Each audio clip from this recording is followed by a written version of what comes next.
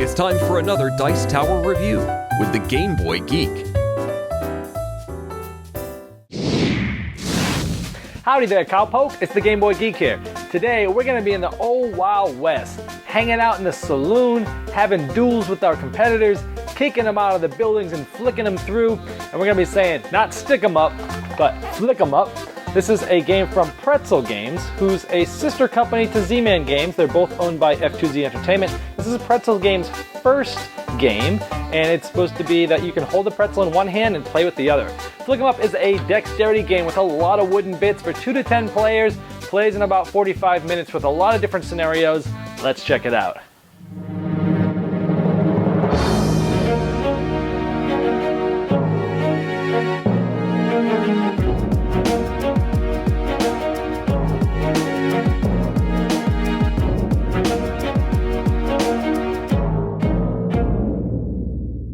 First of all, this big wooden box comes in a nice little insert that has some nice artwork on the sides, because when you pull the box out of the insert, it's kind of blank on the sides and blank on the back, but it has that nice insert if you want to keep it in it. And of course, it's a nice, very heavy 7-pound box, and where the lid just comes out like that, and all the goodies and all the rule books and everything just fits in just like that.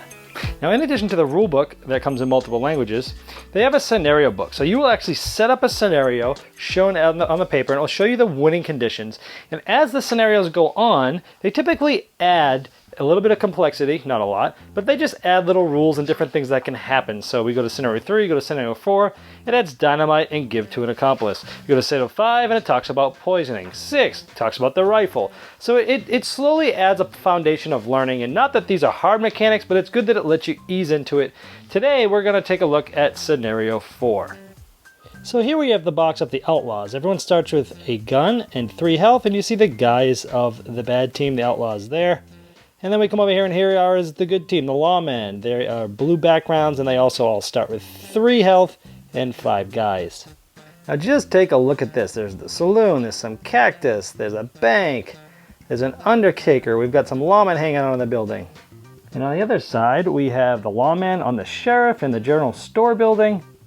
And here we have the town hall on the other side of the saloon. Now notice the clock there alternates from blue to red. Each round, that will help us keep track of whose turn it is. And the game, this scenario will end when the clock strikes 12. And here's a bird's eye view of what the scenario might look like. And again, the scenario book taught us how to set this up. What's going to happen is the object is the Outlaws, which are all the black figurines with the blue hats right now. What they're trying to do is they're trying to get into these buildings that have tokens, and they're trying to get 5 money tokens, and they're trying to get those tokens to either the pink or the blue accomplices out of town to help them steal the money, where the lawmen are trying to either kill them off or stop them from doing it before the time ends. Now in this specific scenario, the Outlaws go first, and they're the blue round, which is the round we started in, so they're going to be able to go first, and they're the only ones that are going to get to go in this first round. Once the next round starts, these guys will be able to go after the Outlaws again, because they have the red hats. It just helps us know which round people are going in. And they're all numbered 1 through 5, which corresponds to the numbers 1 through 5 on the big boards there of the Outlaws and the Lawmen. So we'll take player number 1 here, and he can do one of 3 things. One thing he can do is he can attempt to move. So what he'll do is he'll kind of put this move disc where the player is, like that, and he will attempt to move by flicking the disc. Now when you flick the disc, you cannot use your finger like that against your hand. You have to just flick it like this. Now, I moved like that. If I had hit a piece of the building here, or any object that's out there, any person, I would lose that part of my action. I'd have to take it back and put it back where it was. You get 2 actions per turn. So that was actually a good move. So I'll move here, and I'm actually gonna, you would normally just put them there, but I'm actually gonna move again and try to get into this building. To get in a building, and that's the only time you can hit, is if you hit on the inside when you're trying to go to a building, as long as any part of it is past there, you're in the building. This guy is now taking his 2 actions, so he's gonna turn his hat from blue to red, signifying he's taken his turn this round. That means he won't go again until next round, and he goes on top of the building. Anybody on top of the building is actually in it.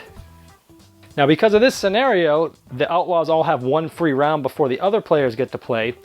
Each of these guys will go in order and do their movements just like that. Now, if it was next round and it's this player's movement, when he's on a building, he can take something that's there.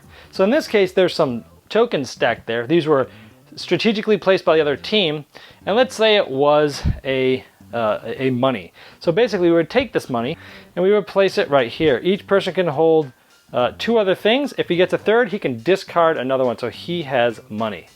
Now we're in this red round here, and the first player of the Outlaws get to go. So now the first player of the Lawmen get to go, and he's in that building.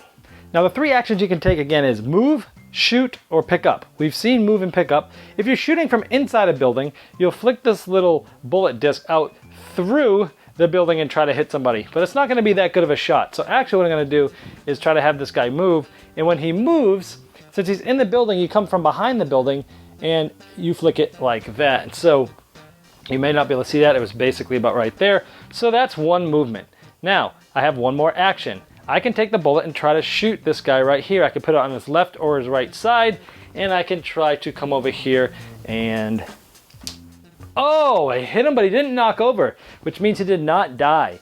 If he did, or he did not get injured. If I flicked it at him and he fell over like that, this player here would stay down to the next round, or until it's his turn actually. He's number 4.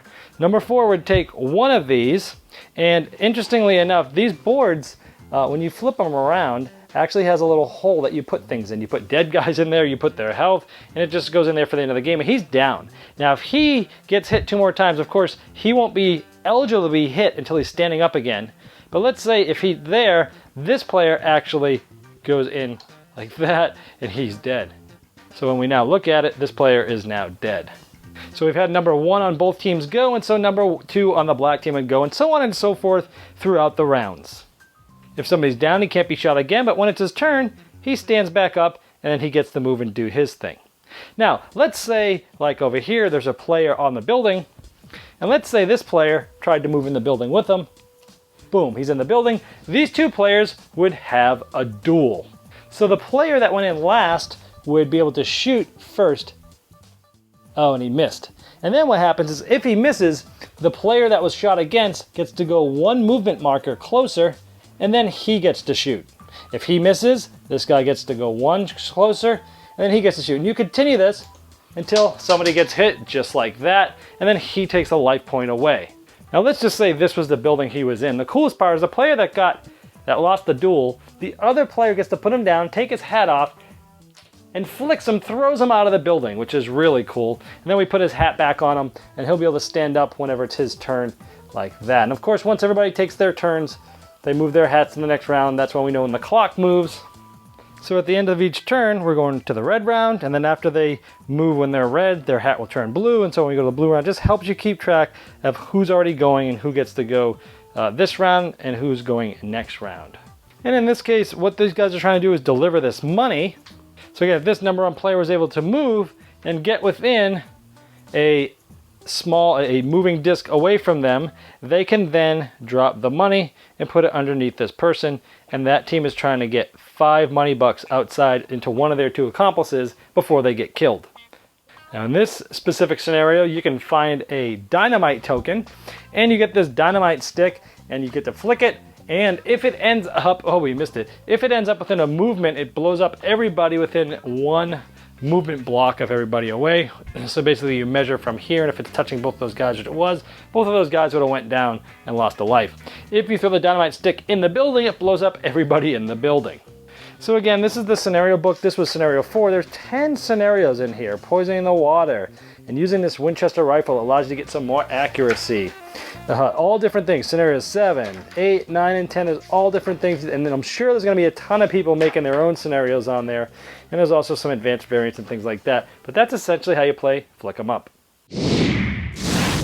All right, there is Flick 'em Up. Now I'm not typically a fan of dexterity games in general. Now the one that this one's probably going to get compared the most to is Rampage or Terror in Meeple City, probably because they were both big productions by larger companies that have enough money to back something as extravagant as some of these components that are in here. But they are quite different, even though they're sort of in that same playing field. Now here's the things that I really liked about it. First of all, the components are awesome. They're good quality, solid bits. You've got cacti, you've got the the guys themselves, the outlaws, and the good guys, the lawmen. All the pieces in there are really cool. They're really solid. The buildings look awesome. The artwork looks great. And then when you play it, the thing I really like about this is 2 to 10 players. Now, you might say, well, shoot, if you have that many players, way up towards maybe the top count of 10, isn't it boring for you to play? And it's not, because even though it alternates from player to player, at worst case, you're getting a turn like every 10th turn, and you're like, who would ever want to do that? It's weird because it's a team versus team game. Unlike Rampage, where you're all out for yourself and it only plays up to 4 players, in this case, you know, you can have 4 other teammates. And so when it's their turns, you're trying to strategize with them. You're trying to talk about what other players might do later that turn. You're rooting each other on. You're high-fiving each other when he nails the guy in the duel, and it's fun. And so even playing that higher player count, it opens it up to that, and it's still fun with that. Of course, you're not going to get his turns as often. It might take a little longer because people are moving around the table and things like that, but it's still, I think it adds to the fun of this game. I love how it has multiple scenarios. So you've got 10 different scenarios in that book, and if you're going to play on both sides of that, that's 20 different games where you have a unique objective, and I think that's really cool. And I can bet eventually they may come out with some more, who knows, and I'm sure people on Board Game Geek will come out with their own too. And I think this game has a lot of replayability factor because of that. I also really like the box that holds the guys and all the stuff, and you lose a health and you put it in the box. And when you finally die, your guy gets up, puts it in a box, and then there's an RIP there showing that he's dead. And I think that's a really cool thing, which brings me to the thematics of it. I love how all the actions just sort of thematically fit, and the theme is great. You know, you're in the box, you go into the building with somebody else, you're gonna have a duel off, and the loser gets flicked out through the building, thrown out into the middle of the town where everybody can see him laying down. And I love that about it too. It's just really fun. I like the aspect of the clock with the different colors and the different rounds.